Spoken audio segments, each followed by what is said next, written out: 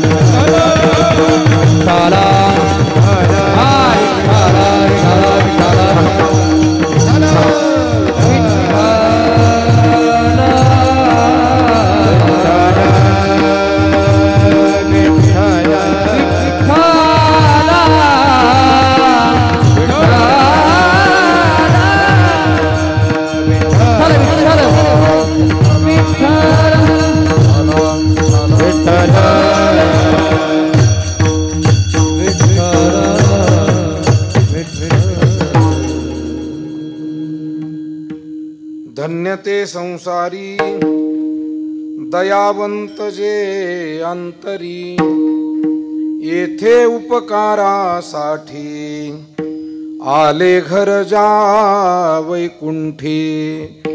लटिके वचन नाही देही उदासीन, येथे उपकारासाठी आले घर जा वैकुंठी. मधुरावाणी ओठी तुका म्हणे वाव पोटी, येथे उपकारासाठी आले घर जा वैकुंठी. महायोग पीठे तटे हेमलथा वरम पुंडरीकाय दातुरिंद्र, समागत्य तिष्ठन्त मानंद कंद परब्रह्मलिंगम भजे पांडुरंग. दयांचे किलिया स्मरण होय सकळ विद्येंचे अधिकरण, तेची वंदू श्रीचरण श्री गुरूंचे ते नमस्कारो नियता. मस्तक हे पायावरी, मस्तक हे पायावरी, मस्तक हे पायावरी. वार करे संतांचा, वार करे संतांचा, यार करी संतांचा, यार करी संतांचा, वार करी संतांचा, वार करी संतांचा.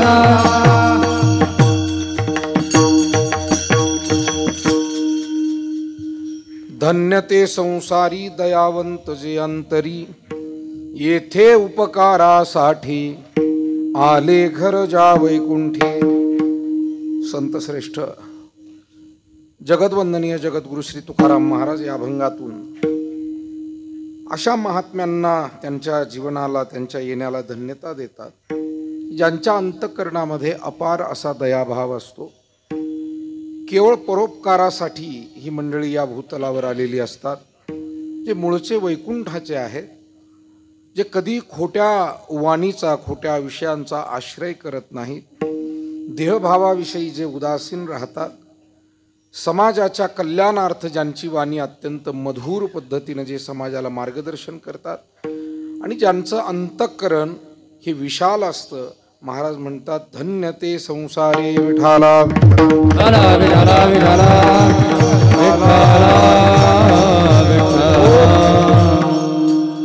प्राप्त वेळेमध्ये या अभंगाच्या माध्यमातून काही सेवा आपल्याला भगवत चरणी समर्पित करायची. आजच्या कार्यक्रमाच्या अनुषंगानं 2 शब्द परिहार देणं आवश्यक आहे.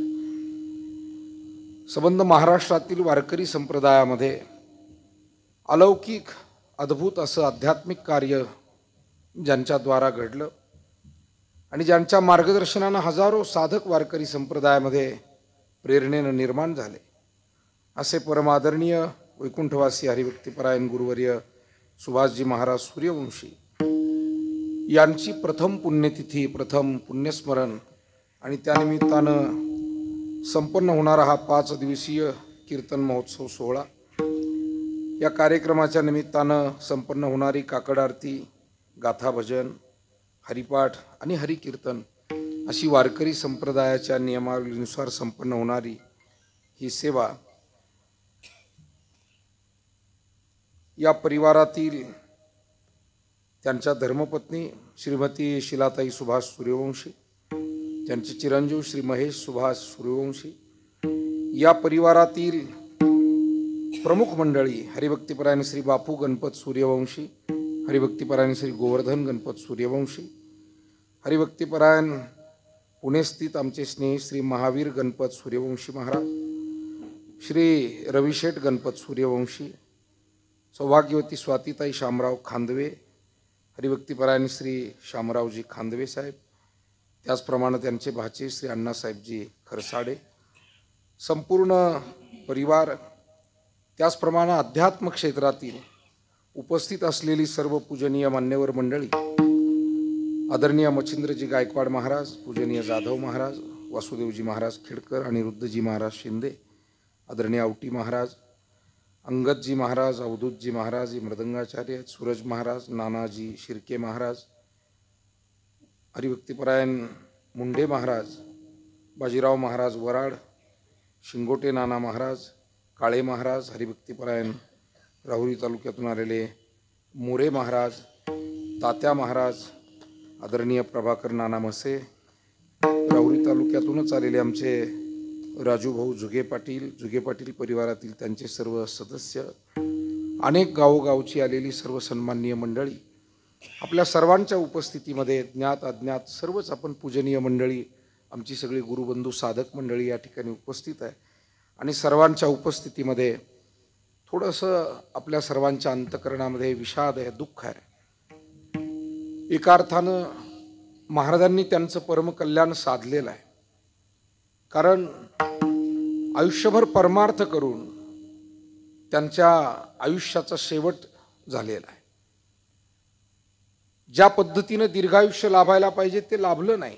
ही जरी आपली समजूत असली तरी जगाचा इतिहास पाहता अनेक संत महात्मे विभूती हे अत्यंत त्यांच्या ठरलेल्या अल्पकाळातही निघून गेलेले आपल्याला पाहावयास मिळतात. खुद्द जगद्गुरु तुकाराम महाराज, स्वामी विवेकानंद, माऊली ज्ञानोबारायांनी तर 22व्या वर्षी समाधी घेतली.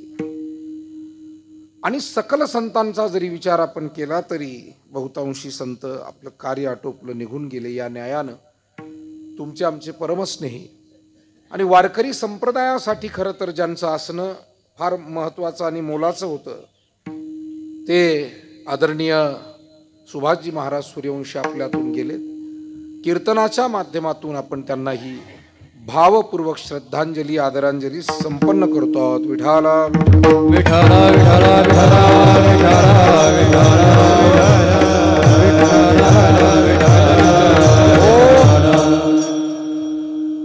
आदरणीय महावीर महाराजांनी ज्या वेळेला या सेवेविषयी फोन केला, खरं तर हे आता घरातलं कीर्तन आहे. आज महाराज हे वारकरी संप्रदाय हा एक परिवार आहे. आणि हा परिवार म्हणजे फड वेगळे असतील, मठ वेगळे असतील, गुरुपरंपरा वेगळ्या असतील, पण माऊली तुकोबारायांची आणि विठोबाची लेकरं म्हणून सर्व वारकरी हे एक आहे. हे वारकऱ्यानं नेहमी स्मरणात ठेवावं. आणि या विचाराचे सुभाष महाराज सूर्यवंशी होते.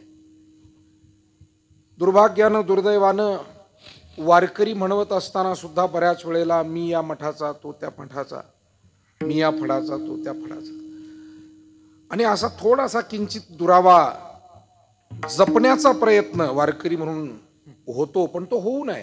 ते जपणं म्हणजे खरं तर ती मोठी घोड चूक आहे, महान चूक आहे. आणि सुभाष महाराज सूर्यवंशी ज्या पद्धतीनं महाराष्ट्रावर फिरले, त्यांनी माऊली तुकोबारायांचा झेंडा खांद्यावर घेऊन फिरले. आपली गुरुपरंपरा, आपली ज्ञान परंपरा या सर्व गोष्टी अत्यंत आदरपूर्वक जपून महाराष्ट्रातल्या सबंध वारकऱ्यांना आपले वाटणारे असे ते वाटायचे. स्पष्ट वक्ते, अत्यंत गोड सेवा, स्वभाव म्हणाल तर अत्यंत ज्यांच्याशी त्यांचा स्नेहसंबंध निर्माण होईल आपुलकीचा तो कधी तुटणार नाही अशा पद्धतीचा सुस्वभाव होता. आणि म्हणून तुमच्या सर्वांप्रमाणे आमचे त्यांचे सुद्धा अनेक वर्षांचे, जवळजवळ 25 वर्षापेक्षा जास्त कालावधी झाला असेल. अगदी आम्ही सुरुवात कीर्तनाची करत होतो ते आम्हाला थोडेसे वयस्कर होते. सर्वार्थानं ते ज्येष्ठही होते, श्रेष्ठही होते. आणि अशा या एका अत्यंत चांगल्या वारकरी तत्वचिंतकाला, वारकरी उपासकाला आणि वारकरी मार्गदर्शकाला खरं तर आपण मुकलेलो आहोत. ही संप्रदायाची झालेली एक हानी आहे. पण मी सुरुवातीला सांगितलं, संप्रदाय दृष्टीने जरी आपल्याला ही हानी वाटली, कुटुंबाला दुःख आहे, संप्रदायाला दुःख आहे. मागील वर्षी जेव्हा निरोप आला म्हणजे कोणाचाही विश्वास बसत नव्हता. आणि महाराष्ट्रातले सगळे वारकरी एकमेकांना फोन करून विचारत होते का खरंच असं काही घडलंय का. कारण त्यांची तब्येत इतकी तंदुरुस्त राहायची, कंपनीचं काम पाहायचं, कीर्तनालाही जायचं, हरिपाठाला उभे राहिले तर पावल्याही तितक्याच खेळायच्या, वारीला पायी चालायचं तरी ते कधी थकायचे नाहीत. बोलताना सुद्धा कधी त्यांच्याकडे आळस कंटाळा आम्हाला ज्या ज्या वेळेला भेटलो, मग ते आपल्या वारकरी संप्रदायाचा, वारकरी सेवा संघाचा सप्ताह असेल, पूज्य जंगले शास्त्रीजी महाराजांकडे कधी निमित्तानं भेटणं असेल, आमच्याकडे त्यांना कीर्तनाला बोलावलं म्हणून भेटणं असेल, त्यांच्याकडे कधी आलो म्हणून भेटणं असेल, भेटी अनेक निमित्तानं होत होत्या, वारंवार होत होत्या. परंतु या सगळ्या कालखंडामध्ये ते ज्या वेळेला भेटायचे ते आले की वातावरण उत्साही होऊन जायचं. मला कधी ते जांभळी देताना आणि असे निरुत्साही दिसले नाही, ही गोष्ट आपल्यालाही सर्वांना मान्य करावी लागेल. विठाला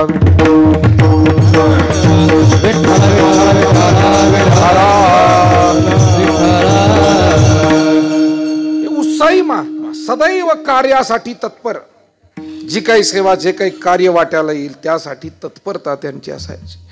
आणि म्हणून आज त्यांच्या पुण्यस्मरणाचा हा उत्सव होताना माझ्याकडे सेवा आहे. खरं तर सुरुवातीलाच मी आपली सर्वांची क्षमा मागतो, दिलगिरी व्यक्त करतो, उशीर झाला. पण गोष्ट थोडी नाईलाजाची होती. कुकाण्याला भेंड्याला एक उद्घाटन समारंभ होता आणि पूज्य भास्कर गिरीजी महाराज यांना यायला थोडासा उशीर झाला. संयोजक मंडळी आम्हाला काही निघू देईनात. अशा सगळ्या अडचणी अनंतच असतात. तिथून निघाल्यानंतर ट्रॅफिकच्या अडचणी, इथे आल्यावर रस्ता काही सुचेना, असा सगळा भाग. बरं हे उघडून पाहावं तर गाडी आम्हीच चालवत होतो तेव्हा ते मोबाईलही उघडून पाहता नाही की पत्ता कुठे काय कुठे, गाडी चालवावी की मोबाईल पाहावा, अशी सगळी कधी कधी एकाच वेळी धावपळ होऊन जाते.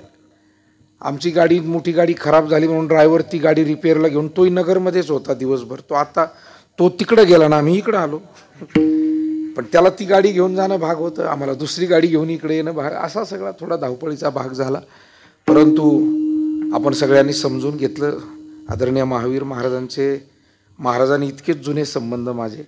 पुण्यात ज्या वेळेला गेलो, जवळजवळ पुण्यामध्ये 20-22 वर्षापासून जाणं येणं होतं आणि सातत्यानं त्यांच्या गाठी भेटी. त्या भागामध्ये सुद्धा जसं इथे सुभाषजी महाराजांनी या सूर्यवंशी परिवाराचं, वारकरी संप्रदायाचं नाव उज्ज्वल केलं, तसं महावीर महाराजांनी सुद्धा पुणे भागामध्ये खूप चांगलं काम ते करतायत आणि तिथे या सूर्यवंशी परिवाराचं आणि वारकरी संप्रदायाचं उज्ज्वल नाव करण्याचं काम ते करतायत. विठाला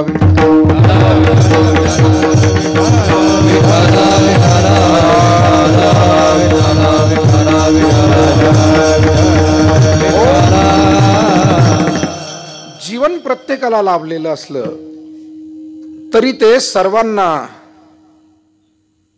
एकसारखं जगता येईल असं नाही. माणसांना सर्वांना जीवन लाभलं हे परम भाग्य आहे.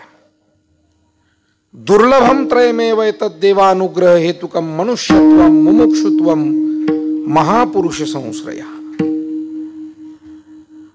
मनुष्य जन्म दुर्लभ, त्याही पेक्षा मुमुक्षु भावना, माझा उद्धार व्हावा, ही गोष्ट दुर्लभ, आणि त्याही पेक्षा महापुरुष संश्रया. मनुष्य जन्मच मुळात दुर्लभ आहे. पण मिळालेला मनुष्य जन्म हा कसा मला जगायचा आहे. मला असं वाटतं एकसारखं भांडवल जरी 10 व्यावसायिकांना दिलं तरी वर्षाच्या अंती त्याचे सगळ्याचे परिणाम सारखे नसतात. कुणी त्या भांडवलामध्ये काही थोडी भर घातलेली असते, कुणी चांगलं कौशल्य वापरून चांगला व्यापार केलेला असतो, चांगला अधिक नफा मिळवलेला असतो. तर तुकोबारायांच्या मताप्रमाणे काहींनी मुद्दलात तोटा घेतलेला असतो. महाराज म्हणाले, मुद्दलात पडे तोटा ऐसा खोटा उदीम. लोखंडे सर पुढे या ना, या या या या. विठाला विठाला विठाला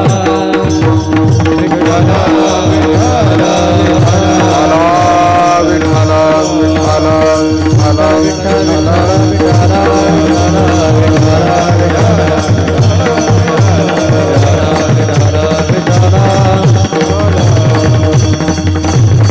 पुढे या पुढे या पुढे या.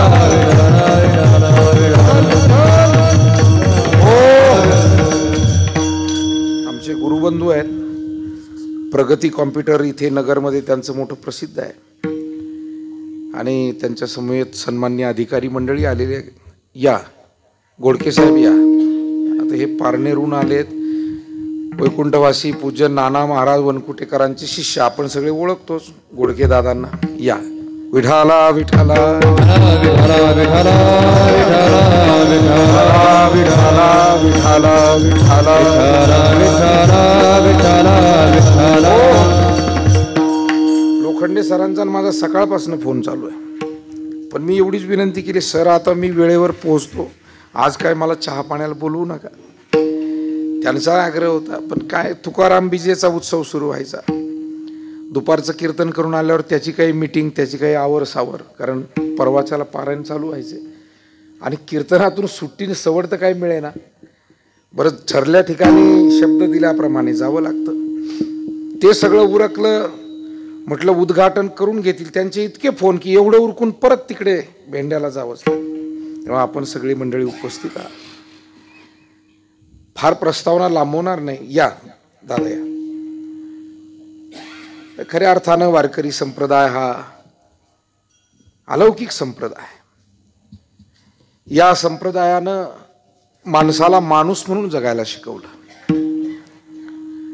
आणि म्हणून मिळालेलं जीवन हे कृतार्थ कसं करावं, सत्कारणी कसं लावावं, हे वारकरी संतांचे उपकार आहे की त्यांनी आम्हाला तो विचार दिला, तो संस्कार दिला. अन्यथा काही लोक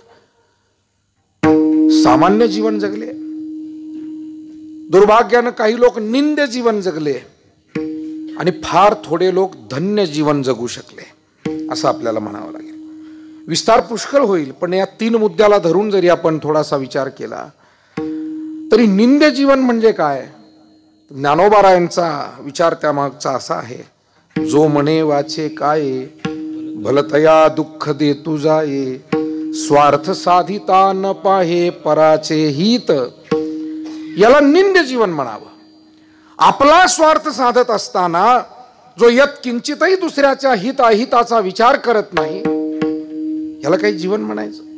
करणीयाचे नावे भलतेची करी, आसुरी संपत्तीचं वर्णन करताना हा विचार, म्हणजे जो चुकीच्याच गोष्टी करण्यावर भर देतो त्याला निंद्य जीवन आपण म्हणूया. निंद्य जीवन हे स्वतःसाठी आणि समाजासाठी सुद्धा अत्यंत घातक अशा स्वरूपाचं असतं. माऊलींनी दिवा विझवणाऱ्या त्या पाकोळीचं, पतंगाचं उदाहरण दिलेलं आहे. आपण अंगे जळे नागवी जगाचे डोळे, पतंग जैसा सळे दीपाचे नी. आपणही जळतो. पूर्वी दिवे असायचे घरामध्ये, सायंकाळी दिवे लावले की त्या पंख असणाऱ्या पाकोळ्या, काही पतंग ते यायचे आणि त्या दिवाला विझवण्याचा प्रयास त्यांचा. बरं, त्यातून साध्य काय? काहीच नाही. आपणही मरायचं आणि दुसऱ्यालाही अंधारात घालायचं. माऊली म्हणाले, आपण अंगे जळे आणि नागवी जगाचे डोळे. म्हणजे साध्य कुणासाठीच चांगलं नाही. दिवा विझवताना स्वतःलाही त्रास, समाजालाही अंधार. या जगामध्ये जो हिंसाचार आहे, ज्याला आपण आतंकवाद म्हणतो, नक्षलवाद म्हणतो, हिंसावाद म्हणतो, हा असाच आहे. म्हणजे एका गृहस्थाचं गावात, घरात कोणाशी पटत नव्हतं, घरातल्यांशी पटत नव्हतं, नातेवाईकांशी त्याचं जमत नव्हतं, मित्रांशी त्याचे वाद व्हायचे, गावातही वाद व्हायचे. मला असं वाटतं आपण प्रत्येक जण एक स्वयंप्रज्ञेनं जगत असतो. प्रत्येकाची एक प्रज्ञा, एक विचार आहे, एक आवड निवड आहे आणि त्याच्यामुळे सर्वांचं सर्वांशी जमेल असं कधी घडणार नाही, कोणत्याच काळात घडणार नाही. कृत त्रेता द्वापार कली. कारण पिंडे पिंडे मतीर भिन्ना, कुंडे कुंडे नवाजला. ज्याची त्याची विचार करण्याची रीत, पद्धत, आवड निवड सर्वांचं सर्वांशी जमणार नाही. पण ज्याचं कोणाशीच जमत नाही, समजून घ्यायचं हा माणूस मनोरुग्ण आहे. किमान कोणाशी तरी जमलं पाहिजे ना. आपलं कोणाशी जमत नाही, अनेकांशी जमत नाही, ठीक आहे, पण कोणाशी तरी जमलं पाहिजे. पण हा असा उदाहरणातला माणूस मी आपल्याला सांगतो, ज्याचं घरातल्यांशी जमत नव्हतं, शेजाऱ्यांशी जमत नव्हतं, पाहुण्यांशी नाही, वरिष्ठांशी नाही, कनिष्ठांशी नाही, कोणाशीच नाही. आणि सतत वाद. एक दिवस तर त्यानं कळसच केला, कहर केला. संध्याकाळच्या वेळेला जंगलाकडे निघाला. आता गावातला कुणीतरी तुमच्यासारखा वडीलधारा माणूस त्याला म्हणला, बाबा अरे जंगलाकडे जाऊ नको, वाघ आहेत, सिंह आहेत, खातील तुला. तो म्हणला, एखाद्या वाघ सिंहाने मला खावं म्हणूनच मी जंगलाकडे चाललो. आता मी तुम्हा सगळ्यांना धडा शिकवणार म्हणे. अरे म्हणे, आता इतके दिवस भांडला ते काही कमी झालं आमच्याशी, गावाशी, आणि आता आणखी काय धडा शिकवणार आम्हाला? तो म्हणाला एखाद्या वाघानं किंवा सिंहानं जर जंगलात मला खाल्लं तर त्याला मानवी रक्त मांसाची चटक लागेल आणि तो वाघ किंवा सिंह येऊन तुम्हाला गावकऱ्यांना खाऊन घेईल, असं माझं जीवनाचं ध्येय आहे. मायबाप हो, जीवनाची ध्येय कुणी काय काय निवडलेली आहेत हे खरंच जर अंतरंगात जाऊन पाहायचं ठरवलं तर ती फारच विद्रूप आहे, विचित्र आहेत. विठाला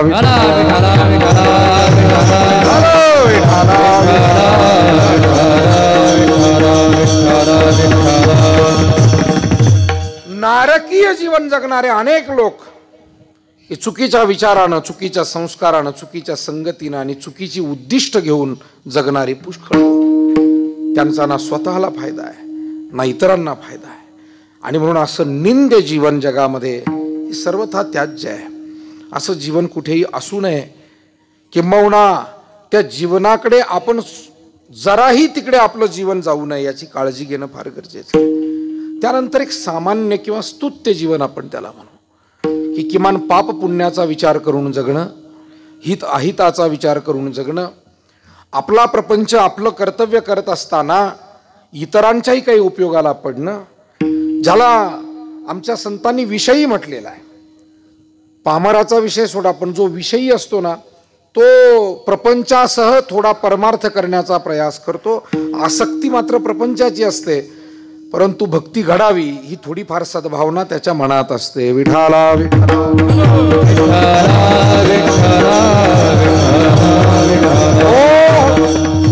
किमान आपल्याला पुण्य नाही घडलं तर आपल्या हातनं पाप घडू नये असा विचार जो करतो त्याला स्तुत्य जीवन जगणारा म्हणावं. किमान आपण कोणाच्या उपयोगाला नाही पडलो तरी कोणाचं आपलं काही आपल्यामुळे कोणाचं काम अडू नये, आपण त्यासाठी अडथळा ठरू नये असा विचार करणं, मला असं वाटतं हे स्तुत्य जीवन जगण्याचं लक्षण आहे. परंतु संत महात्मे हे स्तुत्य जीवन सुद्धा जगत नाही. स्तुत्य जीवन तर अनेक जण जगतायत, पुष्कळ लोक जगतायत. महात्म्यांचं जीवन हे धन्य पातळीवर गेलेलं असतं. त्याचं कारण असं आहे की केवळ परोपकार हे त्यांच्या जीवनाचं ध्येय ठरलेलं असतं. तुका म्हणे आता उरलो उपकारा पुरता, केवळ परोपकार हे जीवन ध्येय. आणि म्हणून महाराज म्हणतात की या जगतामध्ये जे अनेक जण जन्माला आले त्यापैकी असे जे संत सज्जन आहेत ते धन्य आहेत. अभंगाचं पहिलंच धन्य ते संसारी, धन्य ते संसारी, हो धन्य ते संसारी, धन्य ते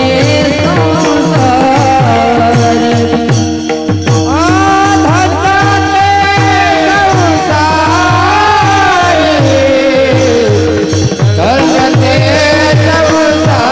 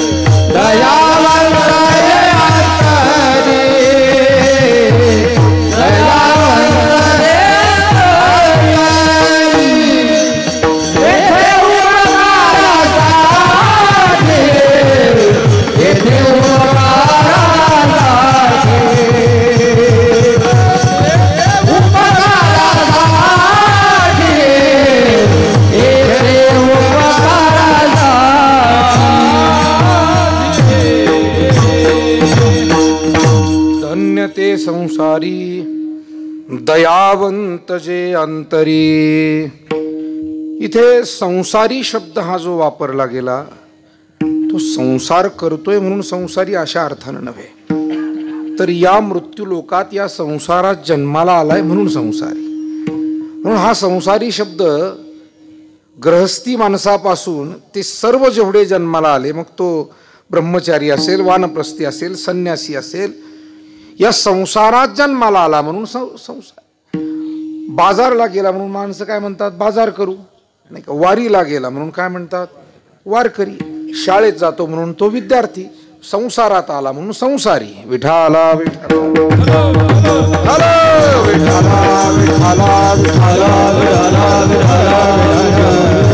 मुळात संसार शब्दाची व्याख्या भिन्न पद्धतीनं केलेली आपण इथे माझ्या समोर तर आमची सगळी संप्रदायाची ज्येष्ठ पूज्य मंडळी बसलेलीच आहे, पण आपणही बहुतांशी बहुश्रुत आहात.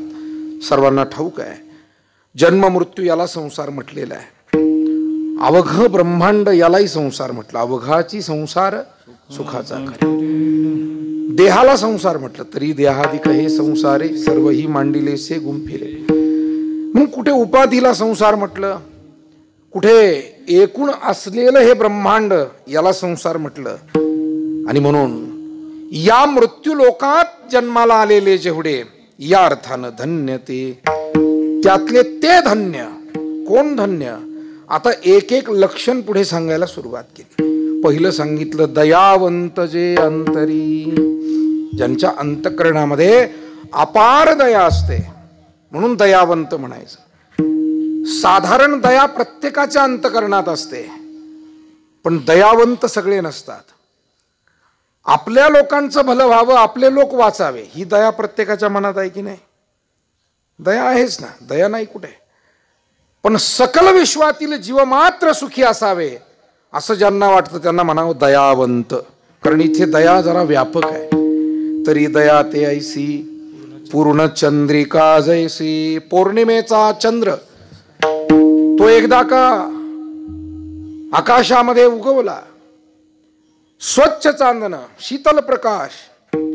कोणाला देतो चंद्र? चंद्र असं म्हणत नाही की हा माझ्या ओळखीचा आहे, तो अनोळखी आहे, हा सज्जन आहे, तो दुर्जन आहे, हा जवळचा आहे, तो दूरचा आहे. चंद्राला माहिती आहे मी शीतल प्रकाश जो देतो तो मला सर्वांना द्यायचा आहे आणि याचा लाभ सर्वांना व्हावा.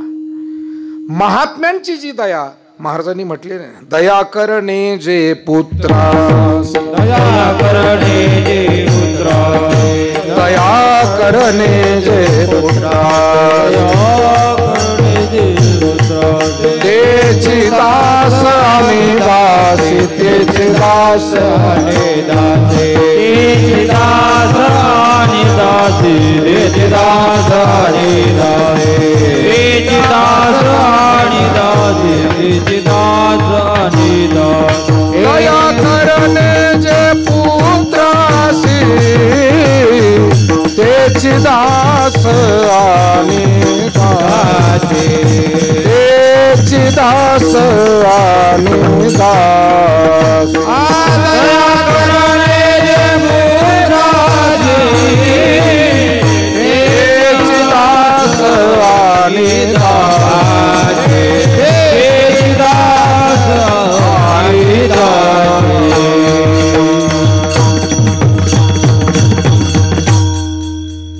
या आमचे वांडेकर साहेब हेही आले. या, धन्यवाद. बस. महात्म्यांची दया कशी आहे? दया करणे जे पुत्राशी, तेची दास आणि दासी. सामान्य सेवक जरी असेल तरी त्याच्यावरती तीच दया आहे. आणि आपला आप्तस्वकीय असेल, अगदी रक्ताचं नातं असेल तरी त्याच्यावरती ती दया आहे. आणि म्हणून दयावंत, महात्म्यांना दयावंत म्हटलं. पैठणचे शांती ब्रह्मश्री एकनाथ महाराज, मोठा प्रसिद्ध प्रसंग आहे. पायी चालत चालत काशी अलाहाबादला गेलेले आहे, ज्याला प्रयागराज आपण म्हणतो. पूर्वीचं नाव अलाहाबाद. आणि प्रयागराजाला त्रिवेणी संगम आहे. भागीरथी गंगा, माता यमुना आणि गुप्त सरस्वती. आणि अशा त्रिवेणी संगमावरती गेल्यानंतर नाथ महाराज, त्यांच्या सोबतचे सगळे वारकरी महाराष्ट्रातून पायी 4-5 राज्याचा प्रवास करून तिथपर्यंत, आणि तिथून पुन्हा पायी निघालेत पाणी घेऊन, कावड घेऊन. ते कुठं? रामेश्वराला. म्हणजे भारताच्या दक्षिण टोकाला थेट जाऊन पोहोचायचंय. इतकी पायपीट, इतका मोठा प्रवास, इतक्या दुरून आणलेलं पाणी, त्रिवेणी संगमाचं तीर्थ जल. आणि प्रवास करत असताना एके दिवशी प्रसंग असा घडलेला आहे. एका निर्जन स्थळी रानावनामध्ये एक गाढव होतं, आणि ते पाण्यापासून एवढं तहानलेलं की त्याचे प्राण कासावीस होत होते. नाथ महाराजांनी आपल्या सहकाऱ्यांना, सगळ्या वारकऱ्यांना सांगितलं, अरे आजूबाजूला कुठे पाणी का बघा रे, आपण याला पाणी पाजू. पण परिस्थिती अशी होती की जवळपास कुठे ओढा किंबहुना काही जलाशय, एखादा तलाव, एखादी नदी असं काही नव्हतं. पूर्ण कोरडा परिसर, दुष्काळी भाग. काय करावं हे तर पाण्या वाचून तळमळत आहे. एका अर्थानं भगवान शंकरांनीच घेतलेली ती परीक्षाही असावी. रामेश्वर भगवान शंकर. शेवटी नाथ महाराजांनी प्रयत्न केला, पण नाही मिळत पाणी. लगेच आपल्या कावडीतलं पाणी घेतलं आणि त्या गाढवाच्या तोंडात ते ओतायला लागले. एका सहकार्याला सांगितलं, तू याचं तोंड धर, मी पाणी ओततो. हा जीव वाचला पाहिजे. बाकीचे म्हणाले, अहो महाराज असं करू नका, आपण महिने पायी प्रवास केलाय आणि मग हे पाणी आणलेलं आहे, खूप दुरून आपण आणलंय, खूप दूरपर्यंत आपल्याला न्यायचंय. महाराज म्हणाले, बाबांनो ते सगळं खरं आहे, सगळं खरं आहे, पण हा जीव आपल्या समोर जर प्राण पाण्यावाचून तळमळत असेल तर आपली प्राथमिक सेवा किंवा सेवेची प्रधानता ही आहे आणि ती आपण करायला हवी. मला वाटतं वारकरी पंथ हा फक्त कर्मठपणा करायला शिकवत नाही, की असं ठरलंय म्हणून असंच करा. नाही, असं ठरलेलंच आहे, ठरल्याप्रमाणे करायलाच हवं. पण प्रसंग कधी कधी सेवेचा असा उभा राहतो की त्यावेळेला कधी कधी असंही घडतं, देव सारावे परते आणि संत पूजावे आरते. वारकरी संप्रदायानं वेळोवेळी कर्मठपणा बाजूला केला आणि समयोचित सेवेला महत्व दिलं. विठाला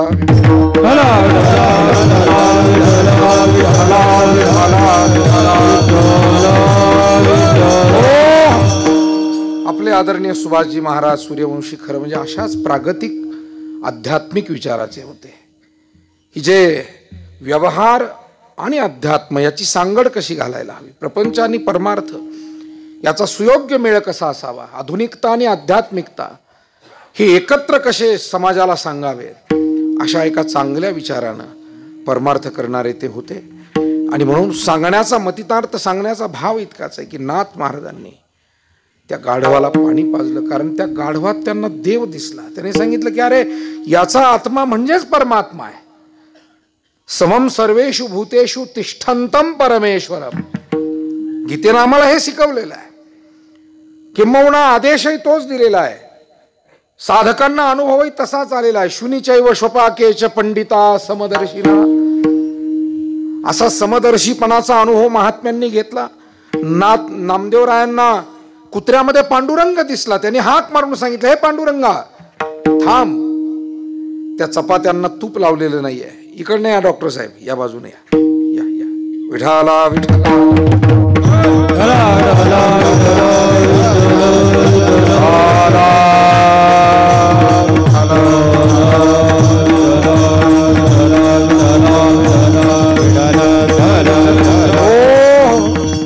आमचे या ना पुढे या. डॉक्टर गोडके साहेब साईदीपला असतात आणि आमचे खूप आध्यात्मिक स्नेही गुरुबंधू आहेत, दादांचे चिरंजीव. विठाला विठाला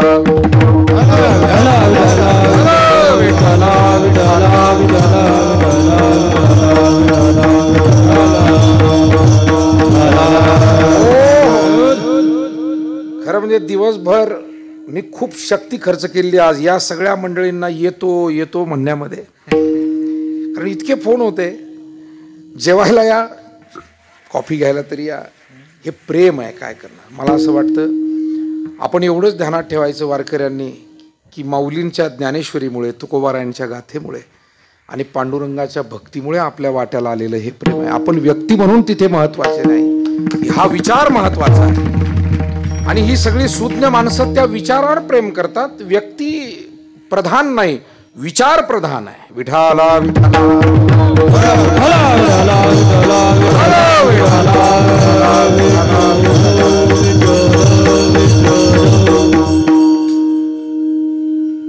त्या प्राण्याच्या हृदयातही परमात्मा आहे हे नुसतं नाथरायांनी वाचलेलं नव्हतं, ती खुणगाट मनाशी होती. तो बोध ठसलेला होता, वाचलेला नाही, ठसलेला होता.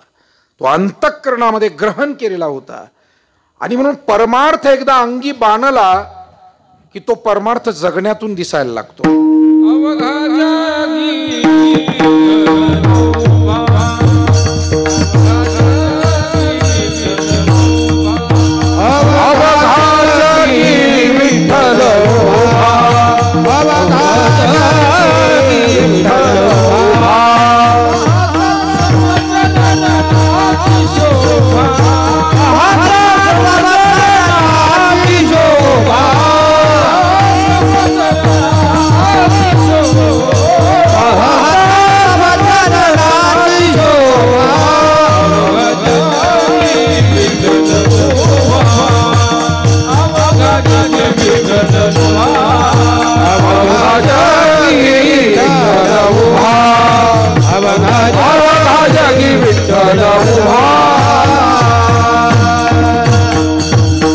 अवघा जगी विठ्ठल उभा पाहता समचरणाची शोभा.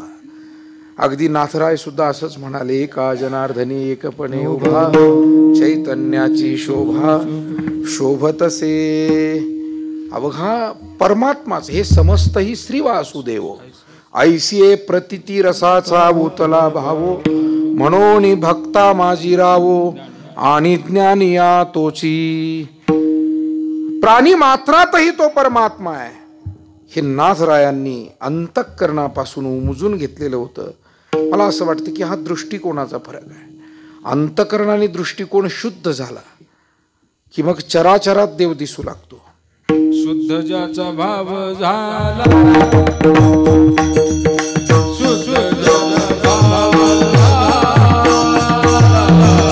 ज्याचा भाव झाला, ज्याचा भाव झाला, देव त्याला तुरी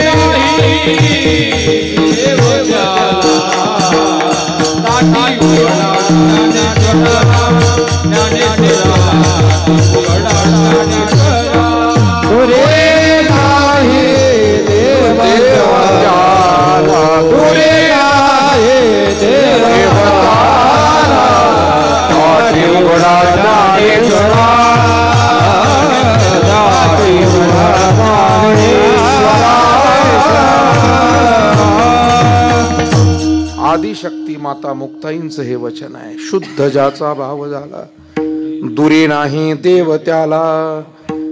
थोडा विचार जरी अनुषंगानं करायचा झाला तर असा आहे, आपल्याला माणसात तरी देव दिसावा. त्यांना गाढवात दिसला, आपल्याला किमान माणसात, बरं ठीक आहे सगळ्या माणसात नाही दिसला, किमान आई बापात तरी देव दिसावा. आता एवढी अपेक्षा तर काही रास्तच आहे. मातृदेवो भव. आता या पत्रिकेमध्ये किती आदरपूर्वक लिहिलं आहे बघा ना. सकल तीर्थाची ये धुरे जे का माता. म्हणजे आई वडील हे देवासमान आहेत. मग नाथरायाने एवढी जरी विशुद्ध आपली बुद्धी वृत्ती झाली नाही, पण किमान आई वडिलांविषयी तो पूज्यभाव, वडीलधाऱ्यांविषयी पूज्यभाव, गुरूंविषयी तो देवत्वाचा पूज्यभाव. कारण परंपरेनं आपण म्हणतच आलेलो आहोत, गुरुर ब्रह्मा गुरुर विष्णू गुरुर्देवो महेश्वरा गुरु साक्षात परब्रह्म तस्मै श्री गुरुवे नमः. पण कधी कधी जगामध्ये असं विपरीत आहे. प्राणी मात्रात तर देव दिसतच नाही, माणसातही दिसत नाही, गुरु किंवा पूज्य माता पिता यांच्यातही देव दिसत नाही. पण काही बहादर असे आहे, प्रत्यक्ष देवातही त्यांना देव दिसत नाही. हा जरा कळसच झाला. पण आमचे पूज्य श्रद्धेय गुरुवर्य नारायणगिरीजी महाराज म्हणायचे की एका नास्तिकानं, तार्किक होता, नास्तिक होता, त्यानं आळंदीला येऊन अनुष्ठान केलं की हे सगळे वारकरी या वारीला येतात, माऊली माऊली जयघोष करतात, खरंच माऊली या समाधीत आहेत का? उदाहरण सांगायचे आमचे गुरुजी. असा तो एक बुद्धिवादी, तार्किक, थोडासा देव न मानणारा, नास्तिक विचाराचा आला. असतील माऊली तर मला भेटतील म्हणे, आणि अनुष्ठानाला बसला. पण तप मात्र त्यानं कडक केलं. म्हणजे अन्न पाणी वर्ज करून अनुष्ठान सारखं माऊलींचं चिंतन करत तो तिथे आळंदीत बसला. आणि एके दिवशी मध्यरात्री कोणी नाही आहे मंदिरात, सगळी अत्यंत नीरव शांतता ज्याला आपण म्हणतो. आणि अशा मध्यरात्रीच्या समयी 3-4 दिवसानंतर माऊली प्रगट झाले, पांढऱ्या शुभ्र वेशामध्ये दिव्य मूर्ती समोर. आणि त्याला आवाज दिला डोक्यावर हात ठेवून की बाबा उठ, का अनुष्ठान करतोय, का एवढं स्वतःला कष्ट करून घेतोय, काय तुझी इच्छा आहे. त्यानं डोळे उघडले आणि क्षीण झालेला होता आवाज, पण तो म्हणाला की आपण कोण. त्या तार्किकानं विचारलं. त्यांनी सांगितलं अरे बाबा तू ज्यांच्या भेटीसाठी, जो अनुभव घेण्यासाठी इथे बसलाय मी तो आहे. म्हणाले तुम्ही ज्ञानेश्वर महाराज आहात, हे कशावरून. मी का सांगतो, देव भेटून उपयोग नाही, त्याला ओळखण्याची आणि पाहण्याची ती शुद्ध नजर. अहो अर्जुनाला देव कळला नाही. गीतेचा 10वा अध्याय संपतो आणि 11वा सुरू होतो. अर्जुन विषाद विश्वरूप दर्शन योग. आणि 11व्या अध्यायामध्ये वर्णन आहे की अर्जुनाला भगवंतानं विश्वरूप दाखवलं. पश्यमे पार्थ रूपानी शतशोत सहस्रशः नाना विधानी दिव्यानी नाना वर्णाकृतीनी च पश्यमे. अर्जुन म्हणला मला काही दिसत नाही. भगवान म्हणतात पश्य, मला पहा, हे दिव्य रूप मी तुझ्या समोर प्रकट केलंय. अर्जुन म्हणतो मला दिसत नाही. पण जिथे अर्जुन इतका जवळचा आहे पण त्याला ही दिव्य दृष्टी दिल्याशिवाय देव दिसला नाही. विठाला विठाला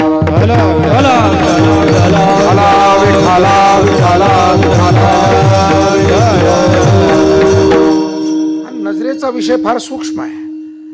हे झाडं, वनस्पती, हजारो प्रकारच्या वनस्पती असतात वनामध्ये, पण आपल्याला सगळ्याच त्या कळतात.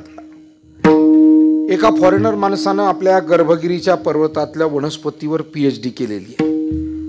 आणि जवळजवळ त्याचं म्हणणं आहे की आरोग्यासाठी उपयुक्त अशा 350 वनस्पती या गर्भगिरीच्या डोंगरामध्ये, म्हणजे गोरक्षनाथापासून ते मच्छेंद्रनाथापर्यंत आपल्या नगर जिल्ह्यातला हा जो डोंगर आहे, ह्याच्या पर्वतरांगा आहे.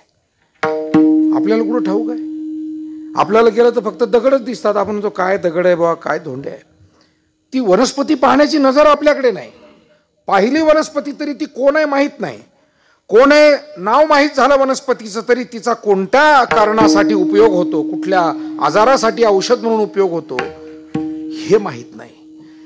आणि म्हणून साध्या वनस्पती ओळखायला एक अत्यंत अभ्यासू आणि दिव्य नजर लागते. अहो जनावरांच्या बाजारात सुद्धा कोणती माणसं चालत नाही. घोडेगावला जनावरांचा राज्यातला मोठा बाजार भरतो, पण तिथं काय तुमच्या माझ्या सारख्याचं काम आहे का. ज्याला उपरण्याच्या आतली भाषा कळते त्याचं तिथे काम. ही अशी वरची भाषा तर कोणी बोलेल, पण ज्याला त्या कापडाच्या आतून एकमेकाचे बोट धरले की किती काय हे कळतं ते सोडा, विनोदाचा भाग सोडा. परंतु ती जनावरं, ती गाय कशी आहे, तो बैल कसा आहे, तो घोडा कसा आहे, जे काही जनावर आहे त्याला समजून घ्यायला सुद्धा एक पारखी नजर लागते. पण साध्या साध्या गोष्टीसाठी जर एक विशिष्ट नजर लागते तर परमात्मा समजायला नजर नको का. तेव्हा त्या नास्तिकाला माऊली प्रगट झाले. आमचे गुरु महाराज म्हणायचे, पण माऊलींनी दर्शन देऊन सुद्धा त्याला त्या दर्शनाचा लाभ घेता आला नाही. बरं त्या नास्तिकाचं सोडा, आपण नेहमी जे ऐकतो भगवान श्रीकृष्ण जसे पांडवांना भेटले तसे ते कौरवांनाही भेटले. अर्जुन जसा त्यांना भेटायला गेला तसा दुर्योधनही भेटायला गेला. म्हणजे दोघं तितक्याच अंतरावर होते, पण एक मात्र त्यांना कोणत्या नजरेनं पाहत होता. आता अर्जुनाची नजर काय होती देवाकडे पाहण्याची ऐका. अर्जुन म्हणतोय, तू गुरुबंधू पिता, तू आमुची इष्ट देवता, तूची सदा रक्षिता, आपदी आमुते. अर्जुनाची ही भावना आहे, ही नजर आहे, ही धारणा आहे. देवा तू नुसता माझ्या रथाचा तू फक्त सारथी नाही आहे, माझा मेहुणा नाही आहे, फक्त माझा मित्र नाही आहे. अजानता महिमानम. काही काळ अजाणतेपणामध्ये गेलंय, पण आता कळलेलं आहे की तू कोण आहे हे मला आता समजलेलं आहे. आणि म्हणून तू गुरु बंधू पिता, तू आमुची इष्ट देवता. म्हणजे अर्जुन या भावनेनं देवाकडे पाहतो. आणि दुर्योधन फक्त एक द्वारकेचा राजा, याच्याकडून सैन्य मिळावं, आपलं युद्धाचं काम व्हावं, एक सामान्य मनुष्य म्हणून त्याच्याकडे पाहत होता. मला असं वाटतं त्या काळात दुर्योधन पाहत होता यात नवल नाही. त्या विचार परंपरेचे लोक आजही जिवंत आहे, पुस्तकं लिहितात. राम आणि कृष्ण हे देव नव्हते, ती माणसं होती, अशी पुस्तकं लिहिणारे आजही आहेत. याचा अर्थ कोणत्याच परंपरा कधी संपत नसतात, सगळ्या परंपरा चालू असतात. त्या हिरण्यकश्यपूची परंपरा असतो, किती दुर्योधनाची परंपरा. विठाला विठाला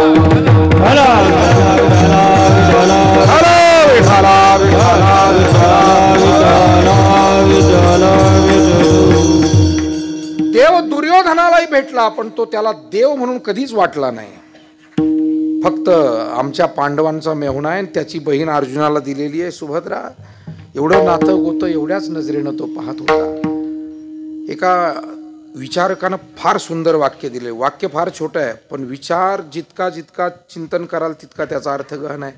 त्या तत्वचिंतकानं असं म्हटलंय की मनुष्य हा आपल्याच बुद्धीच्या मर्यादेचा गुलाम असतो. मनुष्य हा आपली जितकी बुद्धी आहे, त्या बुद्धीची जितकी मर्यादा आहे, त्या गुलामगिरीतून तो कधीच बाहेर निघत नाही. स्वतःच्या बुद्धीचा विकास केल्याशिवाय त्याला त्याच्यातून बाहेर निघता येत नाही. ही गुलामगिरी आहे. त्याच्यामुळे जितकं समजतं तितकंच आपण समजून घेऊ शकतो. एखाद्या महात्म्याला, एखाद्या ईश्वर अवताराला, किंबहुना समाजातल्या एखाद्या सज्जनाला देखील. विठाला विठाला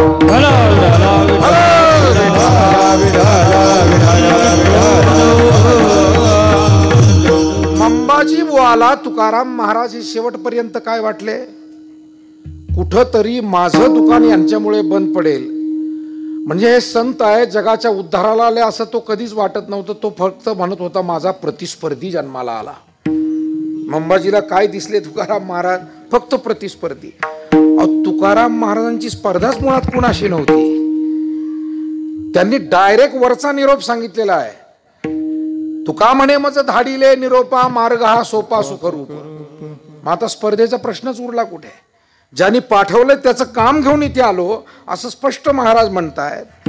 सखा कृपावंत वाचा त्याची असं स्पष्टपणे सांगतात. पांडुरंगे केले स्वप्ना माझी जागे, सवे नामदेवे केले स्वप्ना माझी जागे, सवे पांडुरंगे येऊन अभंगाची संख्या सांगे, शतकोटी उरले ते शेवटी लावी तो.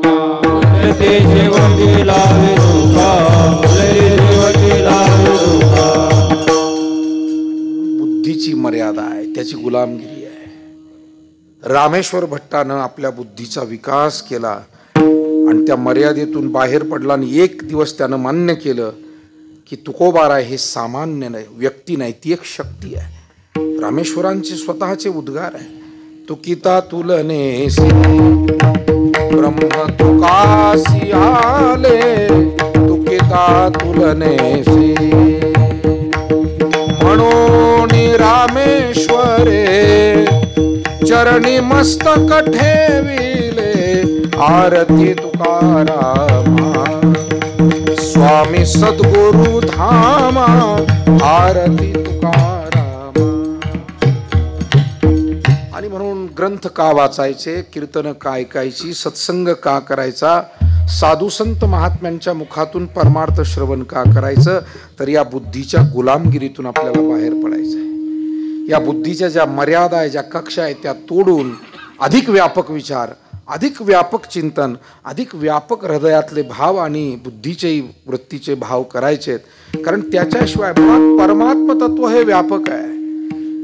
स्वभावानं, वृत्तीनं, बुद्धीनं जोपर्यंत आपण संकुचितपणा धारण केलाय तोपर्यंत त्याच्या प्रांतामध्ये प्रवेश नाही, किंबहुना आपल्यामध्ये त्यालाही प्रवेश मिळत नाही.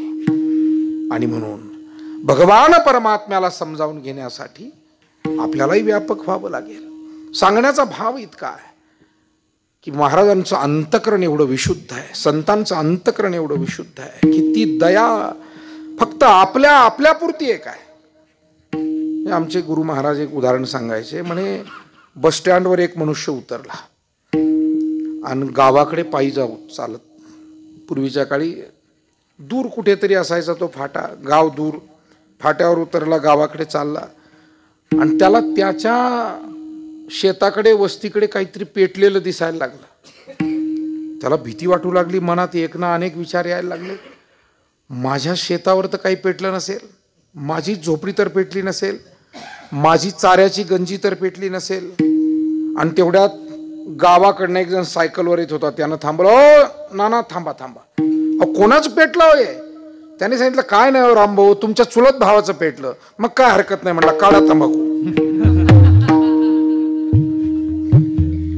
म्हणून सामान्य माणसाकडे दया आहे मायबाप हो, पण ती दया ही अशा तऱ्हेची आहे. विठाला विठाला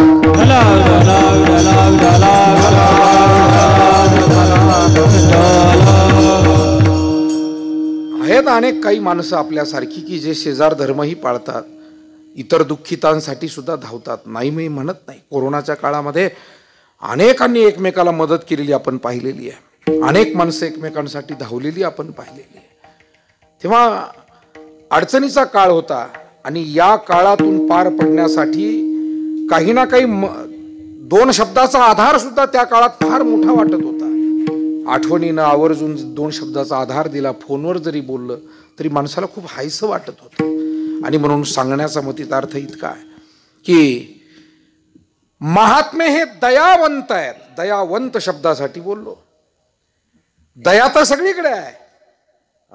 लादेन सुद्धा म्हणाला होता मरते वेळी म्हातारपणी, एका टीव्ही रिपोर्टरनं सांगितलेलं मी आपल्याला सांगतो. लादेन असं म्हणाला होता की मी ज्या मार्गाने जगलो तो हिंसक मार्ग आहे, शक्यतो माझ्या मुलालेकरांनी या मार्गाला जाऊ नये. म्हणजे कुठेतरी त्याला आपली लेकरं मरू नये असं वाटत होतं की नाही. म्हणजे त्याच्याही मनात दया आहे की नाही, पण ती तिथपर्यंतच आहे. बाकीच्यांना तर मारण्यासाठीच त्याचे कारस्थानं चाललेले आहेत. भारतात आतंकवादी पाठवत आहेत. वर्ल्ड ट्रेड सेंटर पाडलं, 5,000 पेक्षा जास्त लोक मिली, त्याचं काय? तिथे कुठे गेली दया? म्हणून जगातली दया आणि संतांची दया याची तुलनाच होऊ शकत नाही. विठाला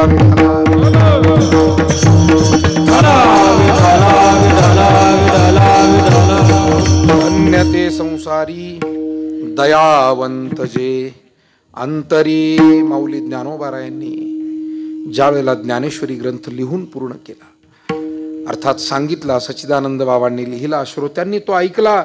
2-2.5 वर्षाचा कालावधी नेवाशाच्या पवित्र क्षेत्रामध्ये करविरेश्वर महादेवाच्या मंदिरात अमृतवाहिनी प्रवरामाईच्या तीरावर हा ज्ञान यज्ञ त्या ठिकाणी 2 वर्षापेक्षा अधिक काळ चालला असं सांगितलं जातं. आणि ग्रंथ पूर्ण झाल्यानंतर माऊलींनी तो घेतला आणि सद्गुरू निवृत्तीनाथ महाराजांच्या समोर ठेवला.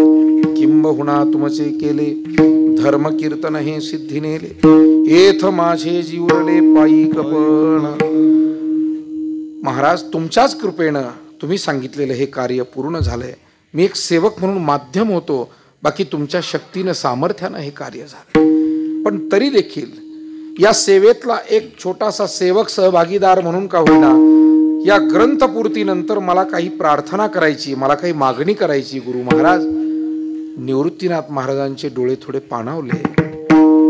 कारण त्रिवेणी संगमामध्ये देहाचं विसर्जन करायला जेव्हा विठ्ठलपंत रुक्मिणी माता निघाले होते, त्यावेळेला रुक्मिणी माता म्हणाल्या होत्या की निवृत्ती तू थोरला आहे, ज्ञाना सोपाना मुक्ता यांनी जर कधी काही मागितलं तर नाही म्हणू नको. ज्ञानोबाची काळजी घे, सोपानाची घे, मुक्ताची घे. पण ही लेकरं कधी आयुष्यात काही मागितलंच नाही. आणि निवृत्तीनाथ महाराजांच्या लक्षात आला, हा ज्ञानोबा आज इतक्या दिवसानं म्हणतोय की मला काही मागायचं आहे. ज्ञाना माग, काय पाहिजे तुला? आयुष्यात एकदाच मागितलं हो, पण तेही स्वतःसाठी नाही, जगातल्या सर्व जीवांसाठी सुख मागितलं. पसायदान 9 ओव्यांचं आहे. पहिली ओवी आपल्या गुरु महाराजांचं केलेलं स्तवन आहे. देवाचं स्तवन नाही, गुरुदेवाचं स्तवन आहे. आता विश्वात्मके देवे, हे विश्वात्मक देव विशेषण प्रत्यक्ष ब्रह्मस्वरूपासाठी ईश्वरासाठी नसून गुरु तत्वासाठी केलेलं आहे. विठाला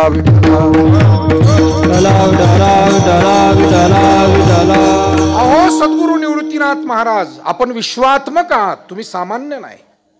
गुरु हे एक तत्व आहे, गुरु व्यक्ती नाही, गुरु हा विचार आहे.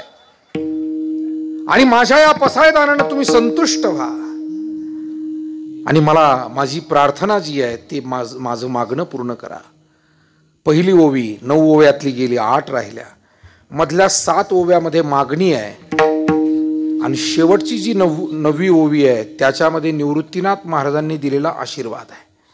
मागणं पुष्कळ मागितलं, ते सगळंच काही आता मला इथे 2 शब्दात काय बोलणार, पण एवढंच सांगता येईल की त्रैलोक्यासाठी सुख मागितलं. किंबहुना सर्व सुखी पूर्ण होवो नितीही लोकी भजिजो आदि पुरुखी अखंडित. त्रैलोक्यातील सर्व जीव मात्र सुखी असावे ही भावना, ही प्रार्थना केली. आणि हे सगळं पसायदान मागितल्यानंतर निवृत्तीनाथ महाराजांनी सांगितलं, येथ म्हणे श्री विश्वेश्वरावो. आता बघा बरं, विश्वात्मके देवे इथून सुरुवात आहे आणि विश्वेश्वरावो म्हणजे ज्यांना म्हटले होते विश्वात्मके देवे ते शेवटी बोलले, म्हणून विश्वेश्वरावो हा शब्द पुन्हा निवृत्तीनाथ महाराजांसाठी. येथ म्हणे श्री विश्वेश्वरावो हा होईल दान बसावो.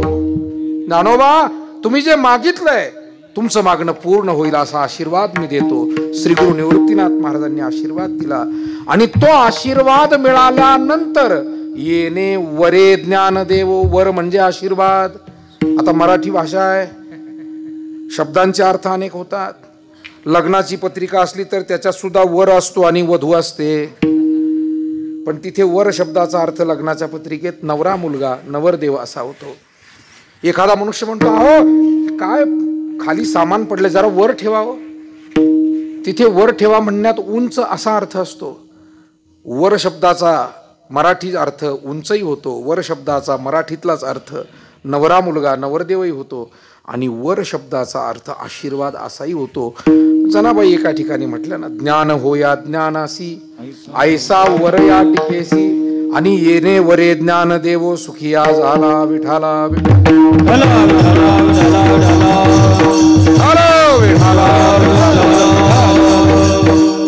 मोठी गमतीचा भाग आहे. साधू सज्जनांच्या चरणाजवळ बसून अर्थ शिकून घेतले तरच खरंय बरं. नाही तर मला एक कीर्तनकार स्नेही आमचा म्हणाला, महाराज येणे वरे ज्ञानदेव म्हणजे वर गेलेले माऊली सुखी झाले का?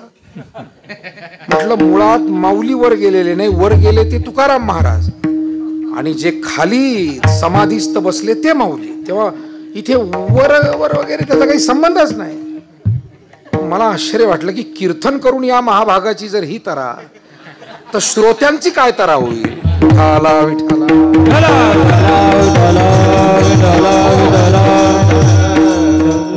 स्वयंपाक कधी नाचतो राजू भाऊ, घाई झाली तर तशी घाई झालेली आहे. आता आम्हाला लवकर कीर्तन करायचं आहे, आम्हाला लवकर प्रवचन करायचंय. बरं तेवढंच नाही व्हायचं, आम्हाला गुरु व्हायचंय, सगळ्यांचा गुरु व्हायचं.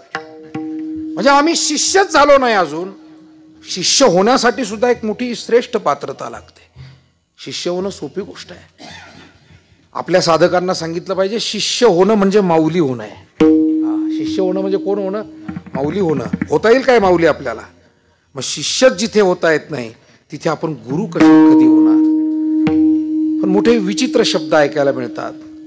अनेक लोक म्हणतात, महाराज आमच्या गावात आमचे इतके शिष्य आहे. अरे पण तू गुरु झाला कधी? संतांच्या जवळ राहिल्यावर असं वाक्य कधी निघणार नाही, मायबाप हो. आमचे सद्गुरू महाराज आयुष्य इतकं दीर्घायुष्य जगले, पण कधी म्हटले नाही की आमचे शिष्य इथं नगरमध्ये आहे. ते म्हणायचे हे आमची माणसं आहेत, स्नेही आहेत, आमची माणसं आहे. पण आमचा शिष्य असा तोंडातून शब्द विद्यार्थ्यासाठी सुद्धा कधी काढला नाही. विठाला मोठी अवघड गोष्ट आहे, मोठं अवघड तत्व आहे. पण महात्मे आहेत हे तेच जपू शकतात, तेच करू शकतात. आम्हाला हरिपाठ पाठ नाही ना, आम्ही म्हणतो आमच्या गावात इतके शिष्य आहे, डोंबल्याचे शिष्य आहे. तेव्हा खऱ्या अर्थानं हे पूज्य सुभाष महाराजांसारखी जी मंडळी होऊन गेली त्यांचा विचार घेणं आणि आम्ही सर्वांनी तो विचार घेऊन चांगला परमार्थ करण्याचा प्रयास करणं एवढाच भाग याच्यातला आहे. ही सेवा म्हणजे नोहे हा उपदेश तुमचे बडबडिलो शेष सांगण्याचा भाव असा आहे. तेव्हा येणे वरे ज्ञानदेवो या वरदानामुळे माऊली ज्ञानदेवो माऊली सुखिया झाला, ते सुखी झाले सांगण्याचा मतितार्थ याला दया म्हणावं. साधारण दया नाही, दयावंताची दया म्हणावं. की सुख मागताना सुद्धा एका जातीसाठी, एका देशासाठी, एका समूहासाठी नाही, त्रैलोक्यातल्या सर्व जीवांसाठी. तुकाराम महाराज सुद्धा म्हणतात, उपदेश जरी करायचा तरी सगळ्यांसाठीच. तुकोबारायांचा अभंग आहे, उठा सकळ जन उठले नारायण. आता असं कुठं म्हटले उठा देहूचे जन, असं नाही म्हटले. उठा अमुक जन, असं नाही म्हटले. आणि म्हणून खऱ्या अर्थानं संत हे जात धर्म भाषा प्रांत याच्या पलीकडे. जगातले हे वाद काही मुद्द्यांसाठी होतात, ते वाद खरे की खोटे हा स्वतंत्र विषय आहे. कधी प्रांतावरून वाद होतो, कधी भाषेवरून वाद होतो, कधी वेशावरून वाद होतो, कधी पंथावरून वाद होतो. पण वारकरी संत इतके व्यापक विचाराचे आहे की त्यांच्याजवळ कुठलेच भेद आणि वाद दिसतच नाही. त्यांचा विचार या भेदवादाच्या खूप पलीकडे उत्तुंग गेलेला आपल्याला पाहायला मिळतो. आणि म्हणून संत गुलाबराव महाराज विदर्भातले, अमरावतीचे, ते म्हणायचे की वारकरी पंथ हा विश्वधर्म होण्याच्या योग्यतेचा पंथ आहे.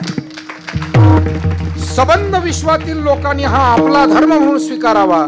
कारण जिथे कोणत्या जातीचा द्वेष नाही, कुठल्या धर्माचा द्वेष नाही, गरीब श्रीमंत हा भेद नाही, ज्ञानी अज्ञानी हा सुद्धा भेद नाही हो, लहान मोठा हा सुद्धा भेद नाही. जगाच्या पाठीवर एक वारकरी पंथ आहे फक्त, की त्याला अशी शिकवण आहे, कीर्तनकार आहे, गुरु आहे म्हणून त्यानं पाया पडू नये असं नाही सांगितलं. शिष्य विना घेऊन उभा असेल आणि गुरुला कीर्तनाला उभं राहायचं असेल तरी सुद्धा गुरूंनी नतमस्तक होऊनच कीर्तन करायचं. हे फक्त वारकरी पंथात. भारतातही इतर पंथ आहेत, पण इतर पंथामध्ये पाया पडे जन एवढा अभिमान रहित होऊन परमार्थ करायला कुठेही शिकवलेलं नाही. म्हणून दयावंत जे अंतरे विठोबार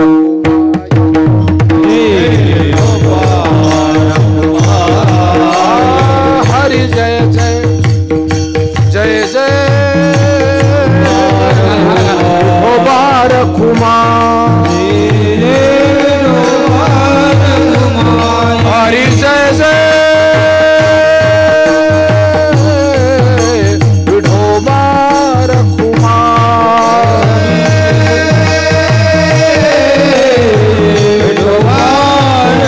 हरि विठोबार कुमार हरि हरि हरि विठोबार कुमार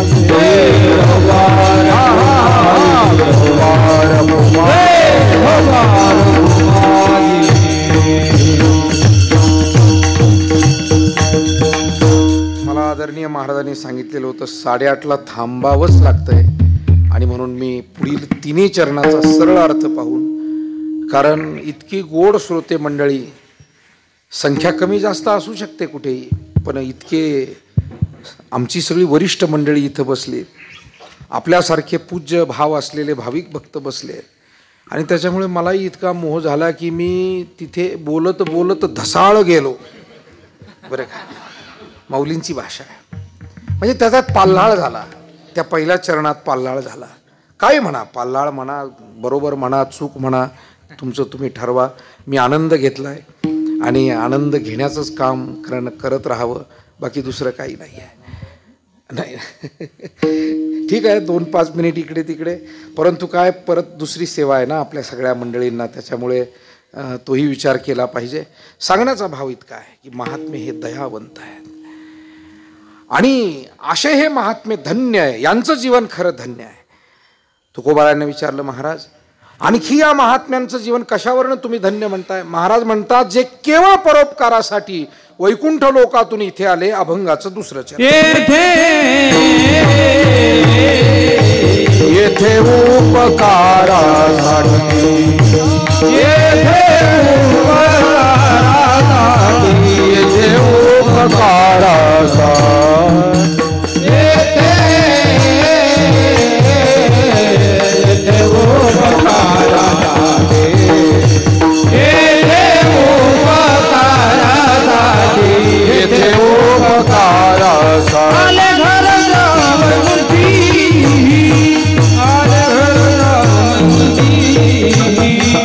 आले घर जावे कुठे, आले घर जावे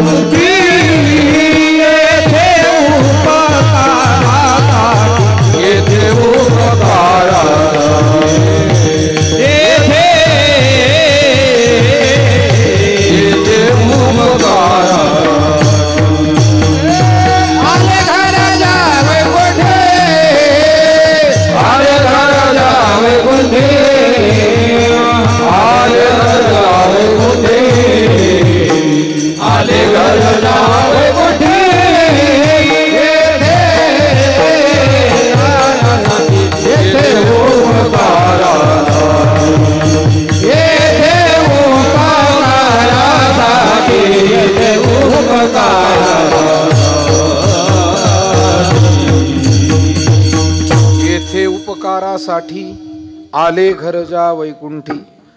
देवही येतो, त्याच्या अवताराचं प्रयोजन गीतेमध्ये भगवंतानं स्वतः स्पष्ट केलं की दुष्टांचा संहार करायचा आहे, विनाशायाचे दुष्कृताम, सज्जनांचं संरक्षण करायचंय, सत्प्रवृत्तीचं म्हणून परित्राणाय साधूनाम आणि धर्म संस्थापनार्थाय संभवामि युगे युगे. अहम संभवामि युगे युगे, ऐसा ऐसा या काजा लागी अवतरे मी युगी युगी, हे ओळखे तो जगी विवेकिया. या सर्व मुद्द्यांसाठी मी अवतार घेतो. तेव्हा देवाच्या अवताराचं प्रयोजन हे आहे.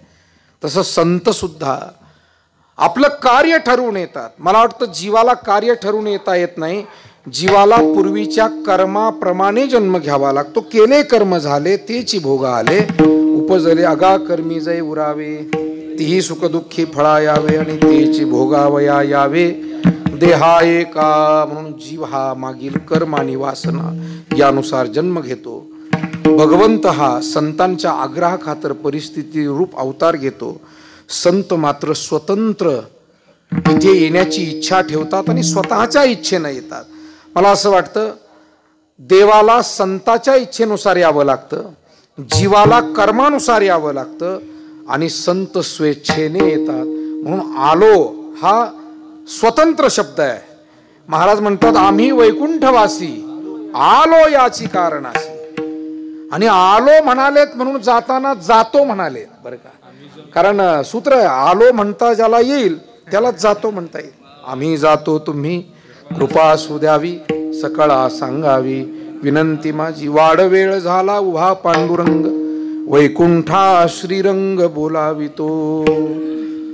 जातो आपल्याला म्हणणं कठीण आहे, पण महात्म्यांचा हा अधिकार आहे की ते जातो म्हणून जगाचा निरोप घेऊन जात असतात. आणि म्हणून वैकुंठवासी होणं वेगळं आणि वैकुंठवासी असणं वेगळं. वैकुंठवासी साधारणपणे गेल्यानंतर आपण म्हणत असतो, पण मला वाटतं ही जी संत मंडळी या संप्रदाय कार्यासाठी येतात ती नुसती वैकुंठवासी होणारी नाहीत, तर ते वैकुंठवासी असणारे आहेत. आणि म्हणून इथे म्हटलंय की आले घर जा वैकुंठी, केवळ परोपकारासाठी. ठीक आहे महाराज, म्हणून त्यांना तुम्ही धन्य म्हणताय. पण आणखी या महात्म्यांचं जीवन कसं असतं. महाराज म्हणतात लटिके वचन नाही देही उदासीन. का त्यांना धन्य म्हणायचं. लटिके वचन नाही, तो नाही शब्द इकडे अलीकडे घ्यावा लागतो, नाही तर मग अर्थाची संगती होण्यापेक्षा अर्थाची विसंगती होईल. आणि म्हणून लटिके वचन नाही. आज आपण पाहतो जगामध्ये इतक्या खोट्या गोष्टी.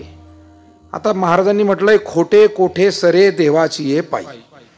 समाजामध्ये खोट्या गोष्टी आपल्याला रुजवता येतील, खऱ्या म्हणून त्यांना पटवता येतील, पण देवाजवळ पटणार आहे का ते सगळं. तिथे मात्र जे सत्य आहे तेच पोचेल, खोटं तिथं कसं पोचेल, सोंग तिथं कसं पोचेल. म्हणून खोट्या गोष्टींचा आश्रय महात्मे कदापि घेत नाही, त्यांना ते कदापि आवडत नाही. मी आपल्याला उदाहरण सांगतो. आमचे सद्गुरू पूज्य ब्रह्मलीन सद्गुरू नारायणगिरीजी महाराज 1998 साली काही भक्तांच्या आग्रहाखातर कुंभमेळ्याला ते गेले हरिद्वारला. खूप आग्रह केला. महाराज म्हणले अरे आपल्याला आषाढी कार्तिकी वारी, नाथ षष्ठी, तुकोबारायांची बीज, निवृत्तीनाथांची वारी हे झालं म्हणजे आपले सगळे देव झाले. ते येत नव्हते. खूप आग्रह केला. विमानाची तिकीटं इथून काढली आणि गेले. आम्ही काही सेवक मंडळी पुढे गेलेलो होतो अगोदरच. आणि कुंभमेळ्यात निरोप मिळाला की महाराज येत आहेत. खूप आनंद झाला. म्हणजे एखाद्या लेकीला खूप दिवसानं मायबाप भेटावे इतका आनंद. कारण आम्हाला 4-6 महिने होऊन गेले होते यात्रेला पुढे जाऊन, पायी वगैरे गेल्यामुळे. परंतु तिथे हरिद्वारला गाठी भेटी झाल्या. गोदावरीच्या काठी सप्त सरोवर नावाचा परिसर आहे आणि गंगा मठ म्हणून त्या मठाचं नाव होतं.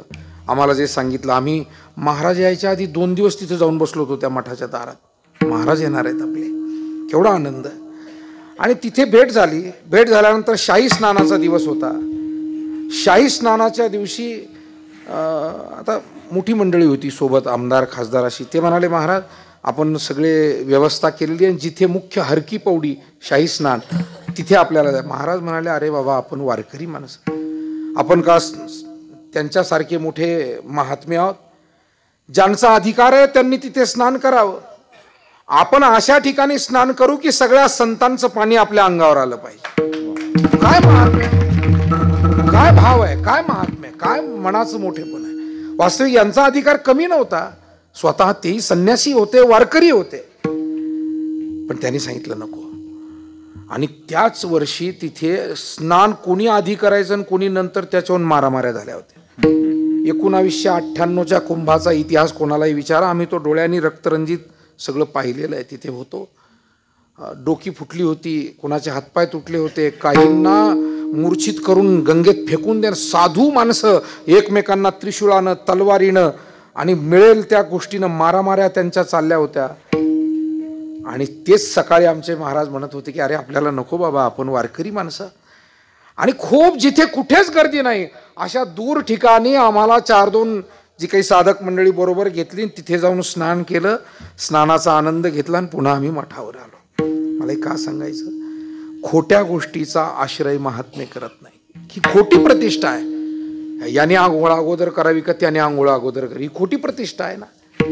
मग या साधूमध्ये आणि पोळ्याच्या बैलाहून मारामाऱ्या करणाऱ्या आपल्या शेतकऱ्यामध्ये काय फरक झाला. मग तिथे तोच वाद आहे ना, याचा बैल अगोदर वेशीत घालायचा का त्याचा बैल. आता बैलच कमी झाले त्याच्यामुळं ठीक आहे, थोडे वाद कमी झाले. नाही तर बैल पोळ्याच्या दुसऱ्या दिवशी जर तुम्ही पेपर वाचला तर किती गावात किती मारामाऱ्या झाल्या याची उदाहरणं असायची. माझ्यासारख्या एका शेतकरी कुटुंबातून गेलेल्या एका वारकरी मुलाला त्यावेळी काय वाटलं, तर मला त्या साधूंचं भांडण पाहून गावाकडे बैल पोळ्यावरून भांडणारी माणसं दिसत होती, बाकी त्या साधूमध्ये मला कोणी साधू दिसत नव्हतं. विठाला विठ्ठल.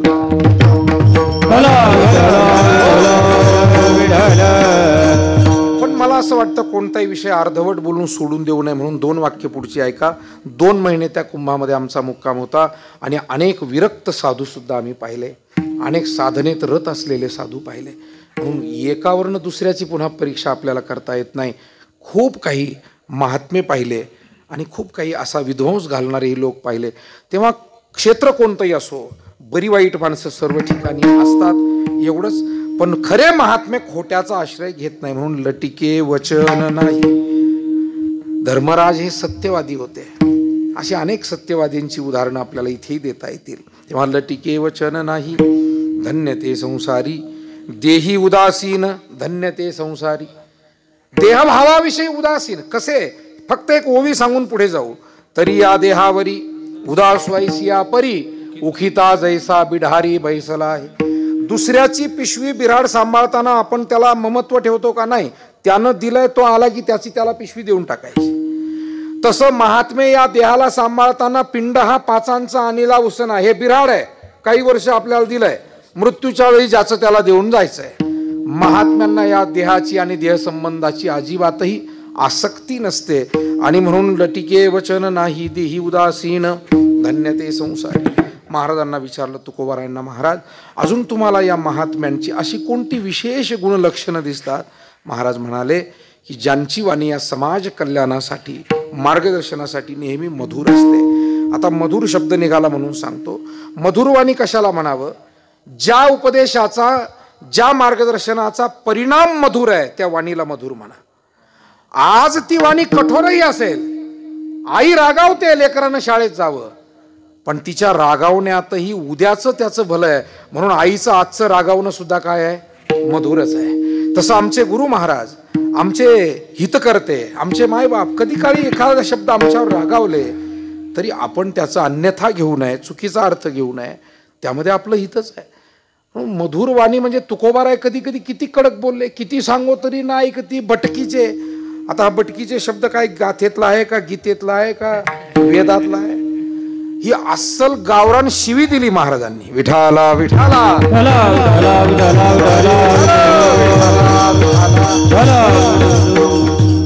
पण रागावले तरी आमच्या हितासाठी आहे ना. का रागावले होते, दक्षिणा कमी दिली म्हणून?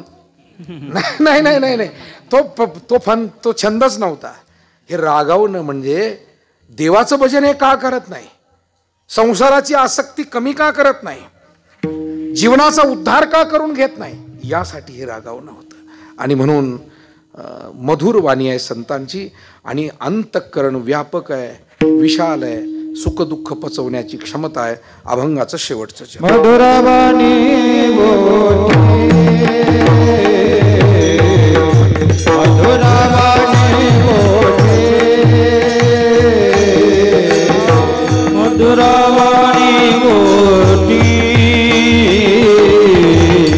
मधुरवाणी मोठी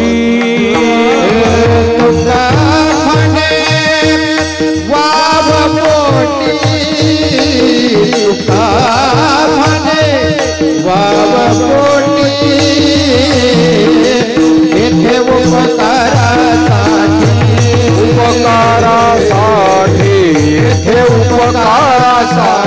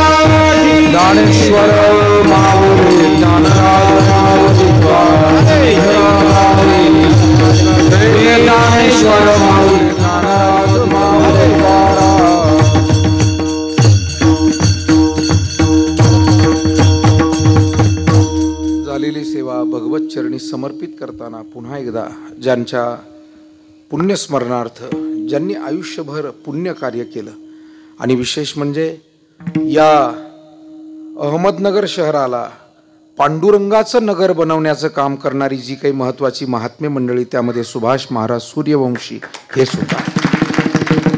इतिहास काळापासून अहमदनगर म्हणून ओळखलं जाणारं शहर पण गेल्या 30-35 एक वर्षामध्ये 40 वर्षामध्ये एवढे सप्ताह इथे हळूहळू एकातून दुसरा दुसऱ्यातून तिसरा आणि प्रत्येक कॉलनीमध्ये प्रत्येक शहराच्या विभागामध्ये जसं पूर्वी मुंबईला आजही मुंबईत तर आजही आहे की मुंबईतला विना कधीच खाली ठेवला जात नाही म्हणतात तो अखंड कारण कुठे ना कुठे 10-5 सप्ते चालू असतात मुंबईच्या कोणत्या ना कोणत्या भागामध्ये तिथला गजर थांबत नाही. तीच परिस्थिती पुण्याची आहे आणि तीच परिस्थिती नगरमध्ये निर्माण करण्यामध्ये ज्या महात्म्यांनी मग पूज्य पंढरीनाथ बाबा आपले असतील पूज्य जंगले शास्त्री महाराज असतील पूज्य वैकुंठवासी बोंदे बाबा असतील या सर्वांमध्ये पूज्य सुभाष महाराजांचं नाव सुद्धा इतिहासामध्ये कायमचं नोंदलं जाईल. इतकं मोठं काम हे आम्ही सर्व मंडळी हे काम जवळून त्यांचं पाहत आलो होतो. या सगळ्या कार्यामध्ये कुठलाही प्रश्न निर्माण झाला की त्याच्यात समन्वय घालून आणण्याचं काम महत्त्वाचं आमचे सुभाष महाराज करायचे. आता ते सगळे प्रश्न उत्तर मी इथे सांगत बसत नाही आपल्या सगळ्यांना ते ठाऊक आहे पण जो जो अडचणीचा पेच प्रसंग निर्माण होईल मग तो सांप्रदायिकांमध्ये असो की इतर भक्तांमध्ये असो त्याच्यात समन्वय कसा करायचा त्यातनं मार्ग कसा काढायचा चर्चा कशा घडून आणायच्या एक उत्तम काम एक उत्तम कार्यकर्ते होते आणि म्हणून मी भावपूर्वक आदरांजली त्यांना या निमित्तानं अर्पण करतो आणि परिवारातील सर्व मंडळींना या दुःखातून सावरण्याची शक्ती परमात्म्यानं द्यावी. आपणा सर्वांना खूप धन्यवाद देतो. पांडुरंगाचे आशीर्वाद सर्वांच्या पाठीशी राहोत अशी प्रार्थना करून थांबतो. विठ्ठल जय. जय विठ्ठल जय विठ्ठल